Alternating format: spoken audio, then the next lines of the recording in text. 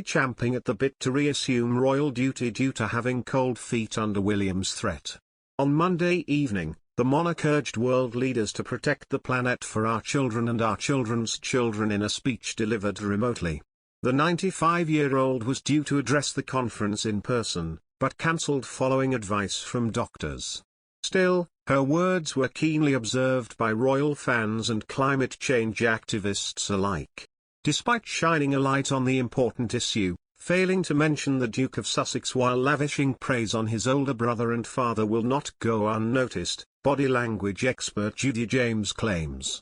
Speaking to Express.co.uk, the analyst said, "This is an immensely personal and touching speech from the Queen, who uses it to create a wonderfully loyal and loving tribute to her late husband Philip. The Queen speaks not just as a royal leader but as a proud widow, mother and grandmother. Her words are stunningly emotional as she speaks of my dear late husband," quoting a speech he made on the urgency of climate change back in 1969. Her pride also spills over as she refers to the way that the leading role my husband played lives on through the work of our eldest son Charles and his eldest son William. The glaring omission of Harry's name on this list will probably be discussed, but the Queen seems emphatic about the chain of eldest to eldest being remarkable. She even adds, "I could not be more proud of them," to make this one of the most emotional public messages ever from the Queen.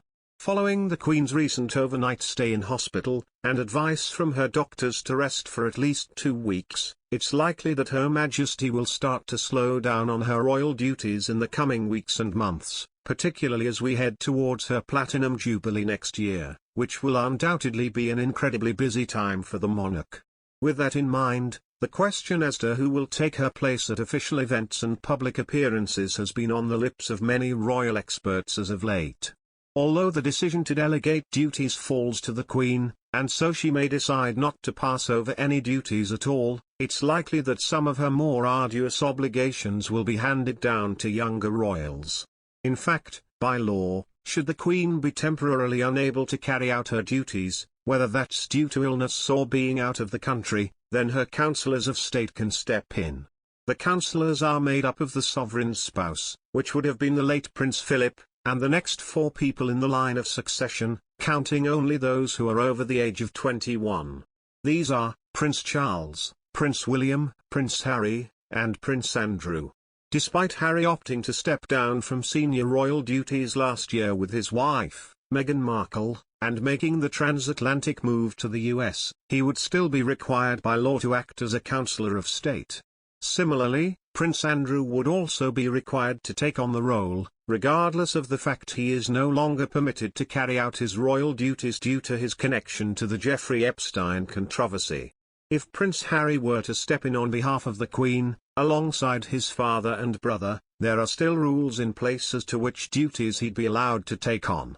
Obviously, as the Queen gets older, more duties will be devolved upon other members of the royal family. Professor Vernon Bogdana, an author, political scientist and expert on the British Constitution, told The Guardian. The other royals can do anything except the constitutional functions, such as audiences with the Prime Minister and signing Acts of Parliament. It seems then, that if the Queen does decide to spend more time resting and less time carrying out royal duties, then we may see Prince Harry return to life as a senior royal after all. Harry return